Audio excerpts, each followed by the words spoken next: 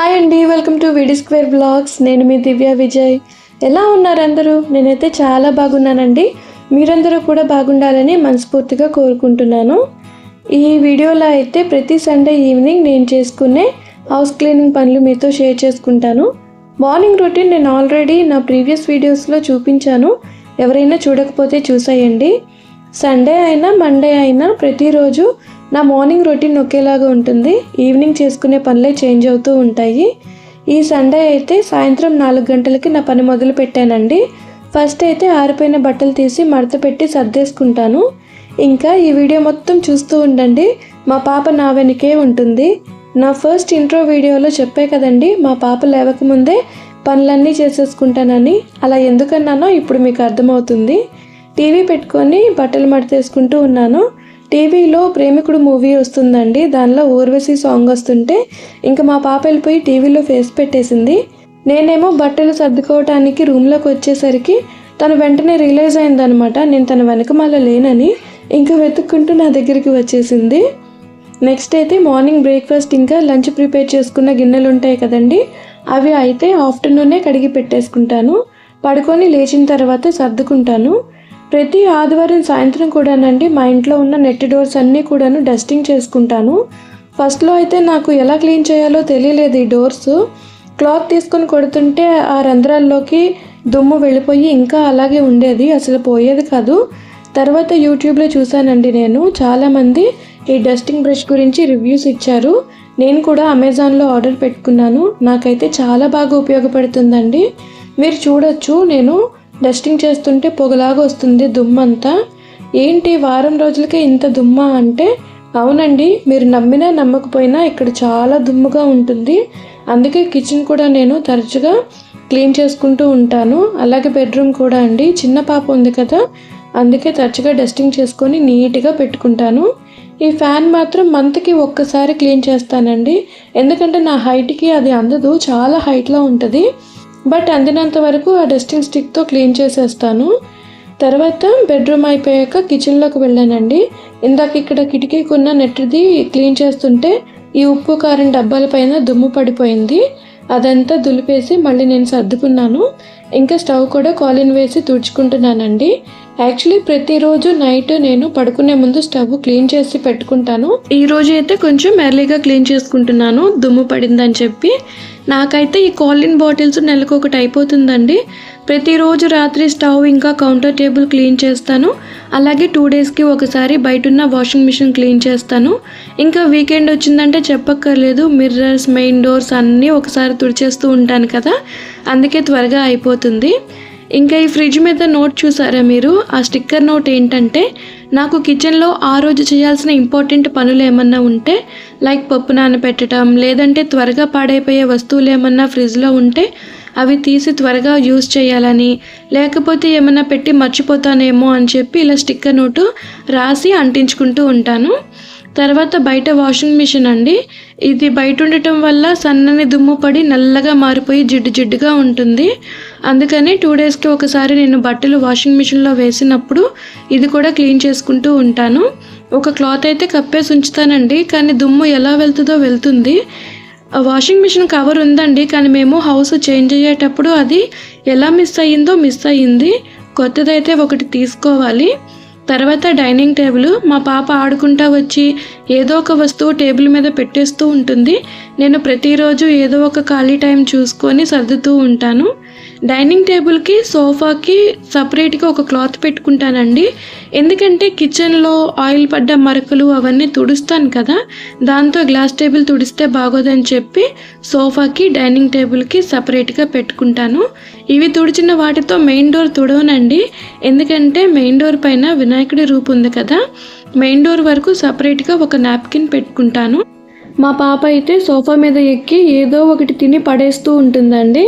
ఈ మధ్య నల్లచీమలు తరచుగా సోఫా మీద కనిపిస్తూ ఉండటంతో ఇంకా వీలు కుదిరినప్పుడల్లా, అంటే సండేనే కాదు, వీలు కుదిరినప్పుడల్లా కూడాను తీసి దులిపి క్లీన్ చేసి పెట్టేసుకుంటున్నాను.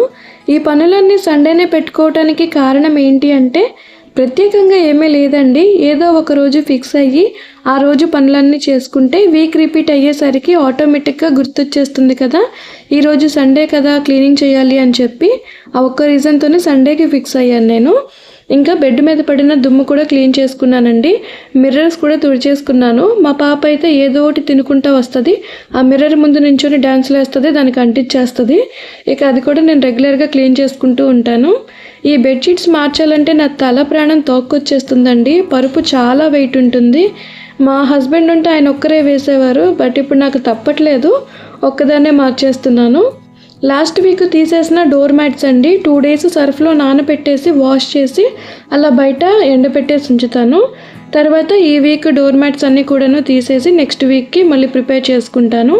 ఇల్లు మొత్తం ఊడ్చుకుంటాను. మా పాప చూడండి, నేను తనని ఒక దగ్గర కూర్చోమంటే నేను కూర్చోబెట్టిన వెంటనే తన కిందకి దిగిపోతుంది.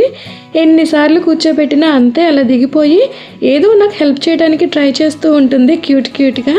లాస్ట్కి అయితే జెమ్స్ కొన్ని గిన్నెలో వేసి ఇచ్చి కూర్చోబెట్టానండి. అప్పుడు ఆగింది. అంటే అది కూడా కాసేపే. మళ్ళీ నేను మోపు వేసే టైంకి నా వెనక్కి రానే వచ్చేసింది. నాకు ఈ పనులన్నీ అయిపోయే లోపండి ఫుల్ చెమటలు పట్టేశాయి, తలలో నుంచి చెమటలు పట్టేశాయి. తర్వాత ఎప్పటి నుంచో అనుకుంటున్నానండి ఈ మొక్కల పని చూద్దామని, కానీ ఎప్పటికప్పుడు కుదరట్లేదు. ఈరోజు ఎలా అయినా ఈ పని కంప్లీట్ చేయాలని చెప్పి కూర్చున్నాను. ఈ సమ్మర్కి అయితే మొక్కలకి పువ్వులు కూడా పూయట్లేదండి, బాగా వీక్ అయిపోయాయి. ఇంకా యూట్యూబ్లో చూశాను, ప్లాంట్ ప్రోటీన్ స్టిక్స్ అని చెప్పి చాలామంది చూపించారు, రివ్యూ కూడా ఇచ్చారు. బాగుందంట, మొక్కలు బాగా ఎదుగుతున్నాయంట. నేను కూడా అమెజాన్లో ఆర్డర్ పెట్టానండి, ట్రై చేసి చూద్దామని చెప్పి. ఇంకా ఆర్డర్ రాలేదు, ఒక 2 days అయితే టైం పడుతుంది. ఆ ప్రోడక్ట్ వచ్చిన తర్వాత ఒక షార్ట్ వీడియో అయితే చేసి అప్లోడ్ చేస్తాను. ఇక్కడ మిరపనారు తీసేస్తున్నానండి. దీనిని నేను ఒక 4-5 months బ్యాక్ వేశాను. అలా ఎదిగి గిడసబారిపోయి చీడ పట్టేసింది, ఒక్క మిరపకాయ కూడా రాలేదు, అందుకనే తీసేశాను. ఈ ఖాళీ అయిన కుండీలో ఇంకా వేరే మొక్క ఏదైనా వేసుకుంటానండి. తర్వాత మందార మొక్క అసలు బలం లేక సన్నగా ఎదుగుతూ ఒక కొమ్మలాగా వెళ్ళిపోయింది పైకి. పువ్వులు కూడా చిన్న చిన్న పువ్వులు పూస్తున్నాయండి, అందుకనే ఇంకా ట్రిమ్ చేసేసి పెడుతున్నాను. నెక్స్ట్ ఆ ప్రోటీన్ స్టిక్ వస్తుంది కదా, ప్లాంట్ ప్రోటీన్ స్టిక్ అని చెప్పాను, అది వచ్చిన తర్వాత పెట్టి చూస్తానండి. ఈ తీసేసిన ఆకులు అయితే నేను వేస్ట్ చేయను, అవన్నీ తీసేసుకొని ఒక కవర్లో పెట్టుకొని ఫ్రిడ్జ్లో పెట్టుకుంటానండి. తర్వాత ఎప్పుడైనా హెయిర్ ప్యాక్కి యూస్ చేసుకుంటాను.